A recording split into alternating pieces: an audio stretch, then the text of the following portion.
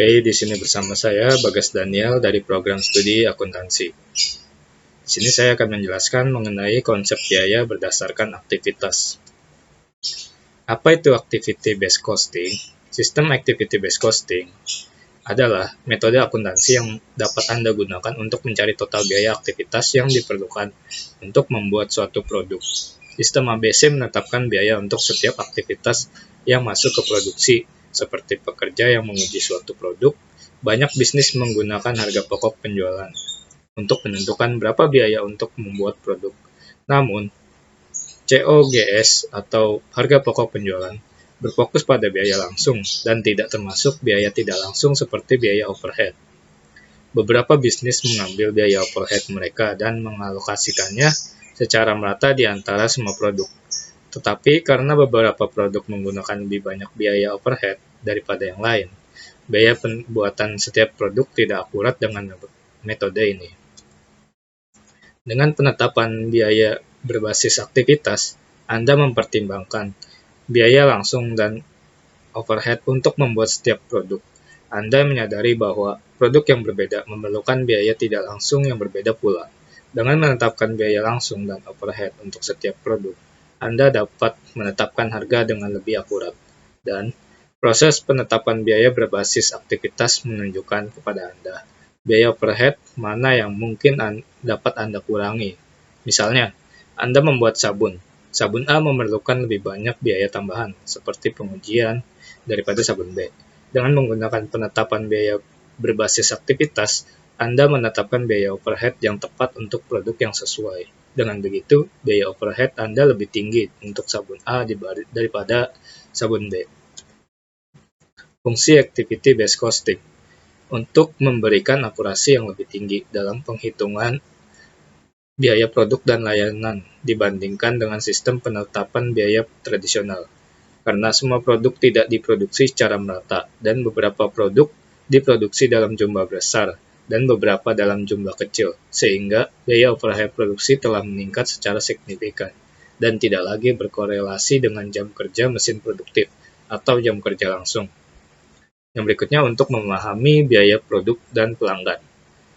Dan berikutnya untuk memahami profitabilitas berdasarkan proses produksi atau pelaksanaan. Berikutnya untuk memiliki analisis terstruktur sehubungan dengan proses yang kompleks. Yang berikutnya untuk menyediakan banyak informasi kepada manajemen untuk membantu dalam pengambilan keputusan. Yang berikutnya menghilangkan aktivitas yang tidak menambah nilai karena keragaman produk. Yang berikutnya untuk meningkatkan aktivitas nilai tambah karena keragaman permintaan pelanggan berkembang pesat. Karakteristik activity based costing. Yang pertama, meningkatkan jumlah kumpulan biaya yang digunakan untuk mengakumulasi biaya overhead. Jumlah nilai tergantung pada biaya kegiatan produksi. Jadi, alih-alih mengumpulkan biaya overhead dalam satu kumpulan perusahaan atau kumpulan departemen, biaya diakumulasikan oleh aktivitas. Ini membebankan biaya overhead untuk pekerjaan atau produk yang berbeda sebanding dengan biaya aktivitas dalam bisnis berdasarkan biaya tenaga kerja langsung atau jam langsung atau jam mesin. Ini meningkatkan keterlacakan biaya overhead yang menghasilkan data biaya unit yang lebih akurat untuk manajemen. Yang berikutnya, identifikasi biaya selama aktivitas dan penyebabnya tidak hanya membantu dalam penghitungan biaya yang lebih akurat dari suatu produk atau pekerjaan, tetapi juga menghilangkan aktivitas non-nilai tambah. Penghapusan aktivitas non-nilai tambah akan menurunkan biaya produk. Ini, pada kenyataannya, adalah inti dari penetapan activity based costing. Komponen dalam activity based costing.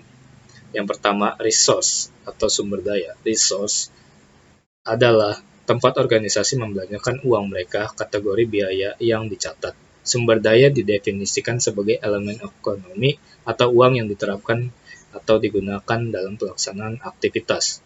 Gaji dan material, misalnya, merupakan sumber daya yang digunakan dalam pelaksanaan kegiatan. Contoh, tambahan dari sumber daya termasuk perbaikan, inspeksi, sewa, depresiasi, utilitas, asuransi, dan persediaan. Sebagian besar sistem activity based costing saat ini mengecualikan biaya seperti pajak penghasilan, dan beban bunga yang tidak digunakan dalam pelaksanaan aktivitas. Yang kedua, resource drivers atau penggerak sumber daya. Penggerak sumber daya adalah dasar untuk menelusuri sumber daya ke aktivitas. Penggerak sumber daya didefinisikan sebagai ukuran kuantitas sumber daya yang dikonsumsi oleh suatu aktivitas. Contoh penggerak sumber daya adalah persentase total meter persegi ruang yang ditempati oleh suatu aktivitas. Faktor ini digunakan untuk melacak sebagian dari biaya pengoperasian fasilitas dan aktivitas. Yang ketiga, aktivitas. Aktivitas adalah unit kerja. Jika Anda pergi ke restoran, Anda untuk makan siang atau makan malam. Pelayan atau pramusaji dapat melakukan unit kerja sebagai berikut. Kursi pelanggan dan menu penawaran. Mengambil pesanan Anda, mengambil pesanan ke dapur, membawa makanan, mengisi minuman, menentukan dan memberi tagihan, mengumpulkan uang dan memberikan kembalian, menghapus tabel. Yang keempat, activities drivers, penggerak biaya kegiatan. Seperti penggerak sumber daya yang digunakan untuk melacak sumber daya ke aktivitas, penggerak biaya aktivitas digunakan untuk melacak biaya aktivitas ke objek biaya. Penggerak aktivitas didefinisikan sebagai ukuran frekuensi dan intensitas permintaan yang ditempatkan pada aktivitas oleh objek biaya. Penggerak aktivitas digunakan untuk menetapkan biaya ke objek biaya. Penggerak biaya adalah kegiatan yang menghasilkan biaya. Penggerak biaya adalah faktor seperti tingkat aktivitas atau volume yang secara kausal mempengaruhi biaya selama rentang waktu tertentu. Artinya, ada hubungan sebab akibat antara perubahan tingkat aktivitas atau volume dan perubahan tingkat biaya total objek biaya tersebut. Jadi, pendorong biaya menandakan faktor kekuatan atau peristiwa yang menentukan biaya kegiatan. Berdasarkan penggunaan aktivitas, biaya aktivitas dilacak ke objek biaya. Yang kelima, cost objects atau objek biaya. Objek biaya dapat berupa pelanggan, produk, layanan, kontrak, proyek, atau unit kerja lain yang menginginkan pengukuran biaya terpisah. Objek biaya yang paling umum adalah biaya produk atau jasa. Penggerak aktivitas digunakan untuk melacak biaya aktivitas ke objek biaya.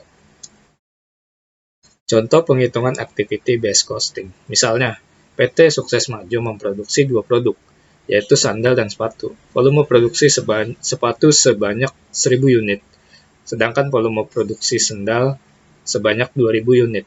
Sepatu tersebut dijual dengan harga Rp20.000, sedangkan harga sandal sebesar Rp10.000.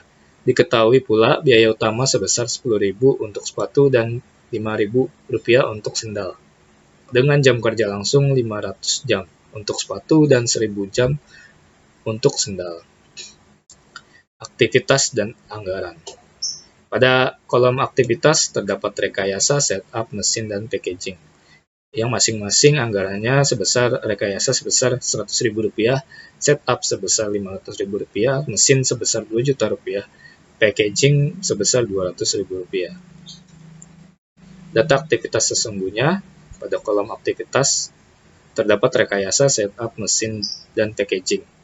Pada kolom konsumsi terdapat dua kolom, terdapat sepatu dan juga sandal. Pada kolom sepatu, biaya rekayasanya sebesar Rp35.000, setup sebesar Rp50.000, mesin sebesar Rp250.000, packaging sebesar Rp50.000. Pada sandal, biaya rekayasa sebesar Rp15.000, setup sebesar Rp50.000, mesin sebesar Rp150.000, packaging sebesar Rp50.000. Total jumlahnya didapatlah hasil Rp50.000 pada rekayasa yang didapat dari hasil Rp35.000 ditambahkan dengan Rp15.000. Pada setup jumlahnya sebesar Rp100.000, pada mesin sebesar Rp400.000, dan pada packaging sebesar Rp100.000. Penghitungan activity-based costing. Pada kolom aktivitas terdapat rekayasa, setup, mesin, dan packaging. Jumlah anggarannya yang ditotal dari yang tadi sebesar Rp100.000 pada rekayasa, pada setup sebesar Rp500.000, pada mesin sebesar Rp2 juta, pada packaging sebesar Rp200.000. Jumlah aktivitasnya sebesar pada rekayasa sebesar Rp50.000, pada setup sebesar Rp100.000, pada mesin sebesar Rp400.000, pada packaging sebesar Rp100.000. Maka tarif aktivitasnya pada rekayasa sebesar Rp2 yang didapat dari hasil Rp100.000 dibagikan dengan Rp50.000.